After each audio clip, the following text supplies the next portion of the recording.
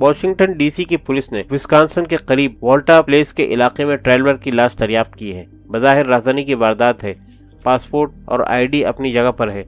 وجہ ہلاکت خنجر کا کالی وار ہے جو دل تک پہنچ گیا تھا۔ والیٹ خالی تھا، رقم اور کریڈٹ کارڈز غائب ہیں۔ لاش کے آس پاس کچھ ملا، مثلا اس کا بیگ۔ عصمت نے نا امیدی کو چھپاتے ہوئے سوال کیا ہے۔ جواب نفی میں ملا۔ والیٹ اور پاسپورٹ اس لیے چھوڑ دیا گیا کہ ٹریلور کی شناخت میں آسانی ہو۔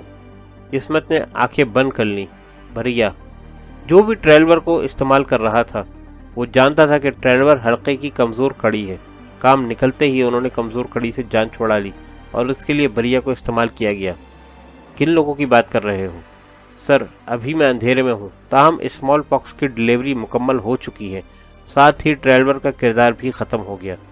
بھریا کا نام تم نے کیوں لیا؟ کلین نے وضاحت چاہی۔ کیرو کے مطابق دو بدو لڑائی میں یہ بھریا کا اسٹائل ہے۔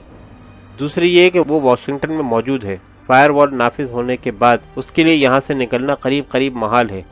سازشی ٹولے کے لیے بہتر یہی تھا کہ وہ بھریا کو ہی استعمال کریں، کیونکہ بھریا ہمارے لیے اجنبی ہے، فنگر پرنٹس تک نہیں ہے، اس کی چالوں اور طریقہ واردات سے ناآشنا ہے۔ کیروف ہی اسے بہتر جانتا ہے۔ دوسرے نمبر پر میں ہوں، میں نے اسے دیکھا بھی ہے اور کچھ سمجھا بھی ہے۔ سازشی ٹولے کے لیے وہی بہترین ہے۔ یعنی شریمنوف ایئرپورٹ پر در حقیقت اسمال پاکس کا تبادلہ ہوا تھا اور سب بھریا کے تعاقب میں لگے رہے۔ عصمت نے اسبات میں سر ہلایا۔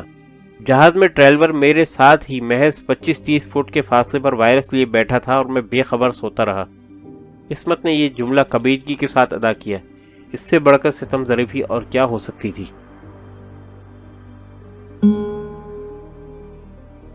پریزیڈنٹ کو عام سے لباس میں دیکھ کر عصمت نے حیرت محسوس کی۔ کلین نے عصمت کا تعارف کرایا۔ مسٹر عصمت، تمہاری شہرت تم سے آگے چلتی ہے۔ پریزیڈنٹ نے ستائش کی۔ Thank you sir. جستہ کلین کے ذریعے میرے علم میں ہے، خاصا خوفناک معلوم ہوتا ہے۔ تازہ صورتحال کیا ہے؟ پریزیڈنٹ کا انداز پرسکون اور آواز ہموار، نگاہ کلین پر تھی۔ کلین نے ٹریلور کے قتل سے آغاز کیا، نیز کس طرح یہ قتل تمام تر ہنگامے میں فٹ ہوتا ہے۔ ٹریلور، پریزیڈنٹ نے کہا، کیا اس قتل کے سہارے سازشی عناصر تک پہنچا جا سکتا ہے؟ سر، افسوس کے ساتھ کہنا پڑ رہا ہے کہ بھرپور کوشش اور وسائل کے باوجود میں زیادہ پر امید نہیں ہوں۔ پس پردہ جن افراد سے سامنا ہے وہ بہت محتاط اور تجربہ کار ہیں۔ روس میں کیروف نے یاردینی پر اندھک کام کیا، لیکن نہیں معلوم ہو سکا کہ اس کی خدمات خریدنے والا کون تھا یا تھے۔ اسی طرح ٹریلور کے ساتھ معاملہ رہا۔ تنخواہ اور مراعات سے ہٹ کر وائرس کی ڈیلیوری کے لیے کس نے اسے کتنی ادائیگی کی؟ دونوں بدقسمت رہے کہ اپنے ماسٹرز کی جانب سے سونپی گئی ذمہ داری کو پورا کرنے کے باوجود کچھ حاصل نہ کر سکے۔ الٹی جان گئی۔ سازشیوں کی پہنچ بہت اوپر اور دور تک ہے، روس سے لے کر ہیوسٹن میں ناسا تک۔ یہ اشارہ ہے کہ انہیں خاص امتیازی پوزیشن حاصل ہے۔ وہ روسیوں اور ہمارے طریقہ کار و انداز سے گہری واقفیت رکھتے ہیں۔ ہمیں ایک ہی سبقت حاصل ہے اور وہ آپ کا آئیڈیا تھا، کوورٹ 1۔ میں اور میرے ایجنٹ سب کی آنکھ سے اوجھل ہیں۔ تمہارے خیال میں یہاں کون ایسی منصوبہ بندی کر سکتا ہے کہ روس میں بائیو پرٹ میں نقب لگائی جائے اور چوری شدہ ایٹم کامیابی سے امریکہ بھی منتقل ہو جائے؟ یہ بات شکوک سے بالاتر ہے کہ اسمال پاکس امریکہ پہنچ گیا ہے۔ یہ اور بات کہ اس کے نمونے ہمارے پاس بھی ہیں، مثلا CDC میں اور ملٹری لیب، لیکن وہاں سے چرانا کم خرچ بالانشین ہونے کے باوجود خطرات سے پر ہے، لہذا انہوں نے اتنا لمبا چوڑا منصوبہ بنایا جس میں وقت بھی صرف ہوا۔ اب جبکہ چرانے والا اور اسے امریکہ منتقل کرنے والا دونوں قید حیات سے آزاد ہو چکے ہیں تو پیچھے قاتل رہ جاتا ہے جو مغرب کے لیے اجنبی ہے۔ آپ سے مؤدبانہ اختلاف کروں گا کہ سازش میں کوئی عرب فیکٹر نہیں ہے۔ مزید اضافہ کروں گا کہ وائرس نہ صرف بذات خود خاصا مہلک ہے بلکہ اسے مہلک تر بائیو ویپن میں تبدیل کیا جا سکتا ہے، لہذا ہمارا مشن بھی دشوار تر ہو گیا ہے۔ آخری بات، امریکی فوجیوں کی شمولیت نے ایک نیا معمہ کھڑا کر دیا ہے۔ کلین کے چہرے پر گہری سنجیدگی تھی۔ امریکی فوجی؟ ملٹری؟ پریزیڈنٹ نے ٹھہر کر کہا۔ کلین نے عصمت کی جانب دیکھا۔ عصمت نے سسلی میں پیٹر کا مختصر احوال بیان کر دیا۔ میں ان دونوں فوجیوں کا پس منظر دیکھوں گا، ہر چیز کا تجزیہ کروں گا۔ کلین نے اندیہ دیا۔ آپ کے سوال کے جواب میں یہ کہنے پر مجبور ہوں کہ ملٹری ملوث ہے۔ پریزیڈنٹ نے مشکل کلین کے جواب کو ہضم کیا۔ درندے، وحشی، پریزیڈنٹ نے دھیمی آواز میں کہا۔ مسٹر کلین، یقین نہیں آتا، اگر ایسا ہی ہے تو کیوں؟ اسمال پاکس کیوں؟ وہ جو بھی ہیں کیا ارادے ہیں ان کے؟ کلین اپنی فرسٹریشن کو چھپا نہ سکا۔ مسٹر پریزیڈنٹ، یہ بہت بڑا سوالیہ نشان ہے۔ کون اور کیوں؟ 2 سوال ہیں۔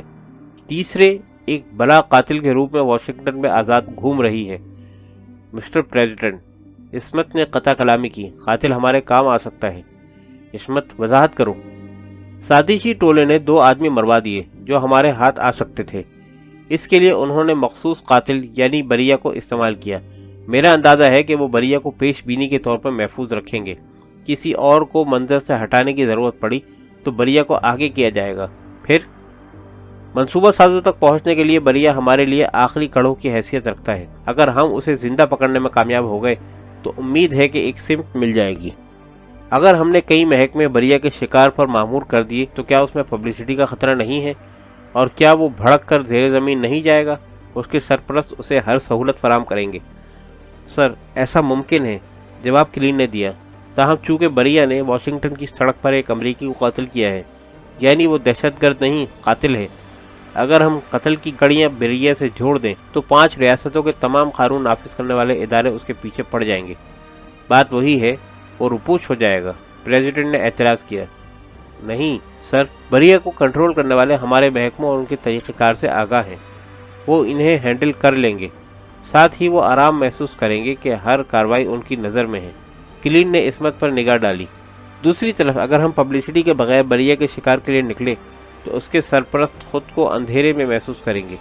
عصمت نے اضافہ کیا۔ انہیں خدشہ ہوا کہ اندھیرے کا تیر بریہ کو نشانہ بنانے والا ہے تو پھر بریہ کا انجام بھی یاردینی اور ٹریلور کے مانند ہوگا۔ گڈ، میں فرض کروں گا کہ آپ لوگوں کے پاس بریہ کو قابو کرنے کے لیے کوئی منصوبہ ہوگا۔ یس سر، عصمت نے پلان کی وضاحت کا آغاز کیا۔ مارکو ڈیونٹی نے وینس میں اپنی اقامت گاہ پر سیکورٹی سسٹم کو غیر فعال کیا اور اندر قدم رکھا۔ خانسامہ اور ملازم کی جگہ 2 معمر خواتین تھیں۔ بوجہ سیکورٹی سسٹم از بس ضروری تھا۔ ڈاک اکٹھی کر کے اس نے ڈرائنگ روم کا رخ کیا۔ کلب چیئر میں نشست جما کر اس نے ایک لفافہ چاک کیا جو اوفن باخ بینک زیورج سے بھیجا گیا تھا۔ بیلنس شیٹ نکال کر اس نے اکاؤنٹ میں رقم چیک کی۔ امریکی اتنے اچھے نہیں ہیں، تاہم ادائیگی کے معاملے میں پکے ہیں۔ وہ بڑبڑایا اور لفافہ ایک طرف رکھ دیا۔ وہ کیا کھیل رہے ہیں؟ ڈیونٹی کو کوئی غرض نہیں تھی، نہ ہی اسے روکو برادرز کی موت سے دلچسپی تھی۔ یہ سچ تھا کہ اس کے زمین نے اس وقت چبھن محسوس کی جب اسے پیٹر ہاول کا سودا کرنا پڑا۔ پیٹر سسلی روانہ ہو گیا تھا، پھر اس کی کوئی خبر نہیں ملی تھی۔ اس دوران میں ڈیونٹی کا اکاؤنٹ امریکی ڈالرز کے بل پر صحت پکڑتا رہا۔ وہ اٹھ گیا، شاور لے کر تازہ دم ہوا اور کھانے کی طویل میز پر آ گیا جہاں اس کی پسندیدہ اشیاء کھانے کے لیے چن دی گئی تھیں۔ عمر رسیدہ خواتین 4تھی منزل پر اپنے کمروں میں جا چکی تھیں۔ وہ خیالات میں غلطاں ہاتھ منہ چلا رہا تھا۔ پیٹ پوجا کا آغاز اس نے اسٹرابری سے کیا تھا۔ وہ سوچ رہا تھا کہ چھٹیاں لے کر موج کرنے کس مقام کا انتخاب کرے۔ شام بخیر مارکو۔ پھل ڈیونٹی کے حلق میں پھنستے پھنستے رہ گیا۔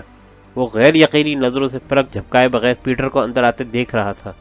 پیٹر کی چال ڈھال ایسی تھی جیسے اسے وہاں دعوت پر مدعو کیا گیا ہو۔ وہ اطمینان سے میز کے دوسرے کونے پر بیٹھ گیا۔ ڈیونٹی کو مان ہوش آیا۔ اس نے جیکٹ کی اندرونی جیب سے بریٹر نکال کر سیدھا کیا۔ تم یہاں کیا کر رہے ہو؟ اس نے خشک لہجے میں سوال کیا۔ یہ کیا کر رہے ہو مارکو؟ میرے دوست، میں یہاں نہیں آ سکتا۔ کیا انہوں نے تمہیں میری موت کی اطلاع دی ہے؟ ڈیونٹی کے نقوش بگڑ گئے۔ مجھے نہیں معلوم۔ تم اس طرح کیوں بات کر رہے ہو؟ اچھا، پھر یہ گن مجھ پر کیوں تان رکھی ہے؟ پیٹر نے آہستگی سے مٹھی کھولی اور ہتھیلی پر موجود چھوٹی سی وائل میز پر رکھ دی۔ ڈنر سے لطف اندوز ہو رہے ہو؟ اچھی مہک ہے اور اسٹرابری خوب، بہت خوب۔ اسٹرابری کا ذائقہ تو خوب ہوگا۔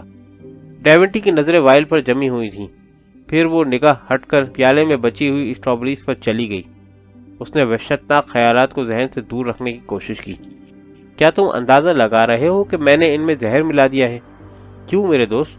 میں تمہارا سیکورٹی سسٹم توڑ سکتا ہوں تو ذرا سی ایٹروپن ملانا تو معمولی بات ہے۔ ڈیونٹی کا بریٹا ہاتھ میں لرز اٹھا۔ وہ آگاہ تھا کہ ایٹروپن بیلاڈونا فیملی کا نباتاتی اہر ہے، بے ذائقہ اور بے بو، جو مرکزی اعصابی نظام پر حملہ آور ہو کر ہلاکت کا باعث بنتا ہے۔ اس نے عالم ہیجان میں تیزی سے یاد کرنے کی کوشش کی کہ زہر کس رفتار سے اثر انداز ہوتا ہے۔ میرے دوست، تمہارے قد اور وزن کے حساب سے زیادہ 5 منٹ خرچ ہوں گے۔ زیادہ ملاوٹ کرتا تو وقفہ مزید کم ہو جاتا۔ پیٹر نے دھیرے سے موبائل میز پر بجائی۔ تاہم تریاق یہاں ہے، میرے پاس۔ پیٹر سمجھنے کی کوشش کرو۔ ہاں ضرور، سمجھاؤ، میری کیا قیمت لگائی تھی؟ رقم کس نے دی؟ کچھ ہے سمجھانے کے لیے تو بتا دو، اور اگر نہیں سمجھا سکتے تو پھر خود کو مردہ خیال کرو۔ پیٹر کے لہجے میں درستگی آ گئی تھی۔ لیکن میں تمہیں مرنے سے پہلے ختم کر سکتا ہوں، ڈیونٹی پھنکارا۔ پیٹر نے نفی میں سر ہلایا۔ شاور لیتے وقت گن کہاں رکھ گئے تھے؟ پیٹر کے لبوں پر زہریلی مسکراہٹ نمودار ہوئی۔ ڈیونٹی نے ٹریگر دبایا۔ کلک کی آواز کے سوا کچھ نہیں تھا۔ وہ ٹریگر دباتا گیا، تاہم گولی کے نام پر کوئی شے برآمد نہ ہوئی۔ کلک کی آوازیں اس کی سماعت سے یوں ٹکرائی تھیں جیسے اس کے تابوت میں کیلیں ٹھوکی جا رہی ہوں۔ پیٹر، میں قسم کھاتا ہوں۔ پیٹر نے ہاتھ بلند کیا۔ وقت کم ہے تمہارے پاس، ضائع مت کرو۔ امریکی فوجیوں نے روکو برادرز کو ہلاک کیا تھا، کیا تم نے ان کی مدد کی تھی؟ ڈیونٹی نے ہونٹوں پر زبان پھیری۔ میں نے ان کو اتنا بتایا تھا کہ روکوس کس طرح فرار ہوں گے۔ ہدایت تم کو کون دیتا تھا؟ فون پر آواز الیکٹرانک ڈیوائس کی مدد سے ہر مرتبہ بدل دی جاتی تھی۔ پہلے مجھے روکوس کی مدد کے لیے کہا گیا تھا، دوسری مرتبہ فون فوجیوں کے حوالے سے آیا تھا، اور میرے لیے؟ ڈیونٹی بدحواس ہونے لگا۔ اور تم؟ اس نے سرگوشی کی۔ اس کا حلق خشک ہونے لگا۔ مان اسے احساس ہوا کہ اس کی حرکت قلب میں اضافہ ہو رہا ہے۔ پلیز پیٹر، وہ تریاق، ادائیگی کیسے ہوتی رہی؟ ہرویزل، اوفن باخ بینک، زیورج، خدا کے لیے پیٹر تریاق دو۔ پیٹر نے اس کا سیل فون میز پر اس کی جانب دھکیلا۔ کال کرو اسے، تم جیسا گاہک ضرور اس کے نجی نمبر سے واقف ہوگا۔ اسپیکر آن رکھنا، میں کوڈ سننا چاہتا ہوں۔ سیل فون پھسلتا ہوا ڈیونٹی تک پہنچ گیا تھا۔ اس نے پھرتی سے نمبر ملایا۔ وہ مستقل وائل میں محفوظ تریاق کو گھور رہا تھا۔ Peter please, please.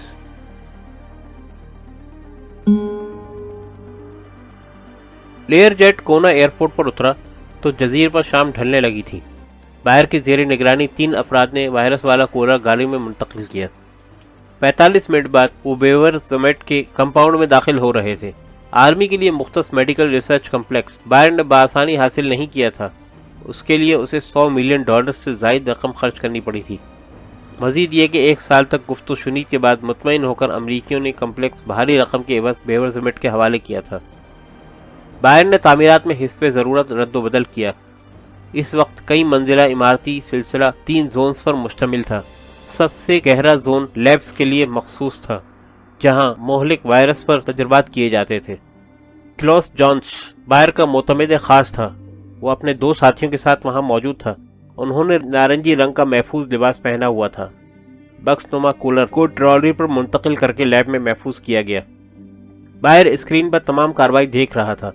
Close Jones virus محفوظ کر کے واپس اوپری منزل پر آ گیا۔ تم اور تمہاری ٹیم تیار ہے؟ جونس نے اسبات میں سر ہلایا۔ اس کا انداز مؤدبانہ تھا۔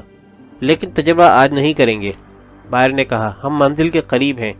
انسانی تاریخ کا عظیم تجربہ، روسی جس کا تصور نہیں کر سکتے، اور امریکی ہمت نہیں کرتے۔ ہم وائرس میں جینیٹک تبدیلی لائیں گے۔ ماضی اور مستقبل کی کوئی بھی ویکسین کام نہیں کرے گی۔ یہ میدان جنگ کا ناقابل شکست ہتھیار ہوگا، بایو ویپن۔ حد درجہ مضبوط قرنطینہ کے علاوہ کوئی حل نہیں ہو سکتا۔ آبادی متاثر ہوگی تو سرحدیں بند کرنی پڑیں گی۔ پانی، کھانے یا ہوا میں چھوڑ دیا گیا تو لوگ ساحل پر آئی ہوئی مچھلیوں کی طرح مرنا شروع ہو جائیں گے۔ لوگ بھاگیں گے لیکن سرحدیں بند ہوگی۔ پھر ویکسین کی بھیک مانگی جائے گی جس کا کوئی وجود نہیں ہے۔ سب ٹھیک رہا تو بھکاریوں کے دامن میں ڈالنے کے لیے ہم نئی ویکسین پر کام کریں گے، لیکن بھکاری اسے مفت میں حاصل نہیں کر سکیں گے۔ کلوس باس کی بھڑکے سن رہا تھا اور سر ہلاتا جا رہا تھا۔ میگان اولسن نے اپنی سرخ مسٹنگ کار مخصوص جگہ پر کھڑی کی جو ناسا کے ممبرز کا پارکنگ ایریا تھا۔ یہ ممبرز خلائی شٹل کے پروگرام سے وابستہ تھے۔ کار لاک کر کے وہ ایڈمن بلاک میں چلی گئی۔ اس نے ڈنر کے دوران ڈیلی ریٹ کا پیغام وصول کیا تھا۔ پیغام کے آخر میں ارجنٹ کا لفظ اس کے لیے بوریت کا سبب رہا، تاہم اسے مثبت رد عمل پیش کرنا تھا۔ ریٹ کے دفتر کا دروازہ لاک نہیں تھا۔ وہ دستک دے کر اندر چلی گئی۔ وہ اس وقت 6ٹھی منزل پر تھی۔ آفس 2 حصوں میں تقسیم تھا۔ دفتری کام کے لیے جگہ سے ہٹ کر بڑا کانفرنس روم تھا جہاں بیضوی شکل کی بڑی سی میز موجود تھی۔ میگان نے پلکیں جھپکائیں۔ میز کے اطراف میں جو افراد براجمان تھے اس میں shuttle mission pilot Frank Stone اور کمانڈر بل کیرول نمایاں تھے۔ ان کے ساتھ مشن ڈائریکٹر ہیری لندن اور ڈپٹی ڈائریکٹر آف ناسا لورنی ایلن بائی تشریف فرما تھے۔ آخر و ذکر دونوں حضرات حلیہ اور لباس سے تھکے نظر آ رہے تھے، جیسی لمبی فلائٹ سے آئے ہوں۔ میگان نے سوچا، کیا ایجنسی ہو سکتی ہے، جبکہ شٹل کی روانگی میں محض 48 گھنٹے رہ گئے تھے۔ لندن اور ایلن کو یہاں نہیں ہونا چاہیے تھا۔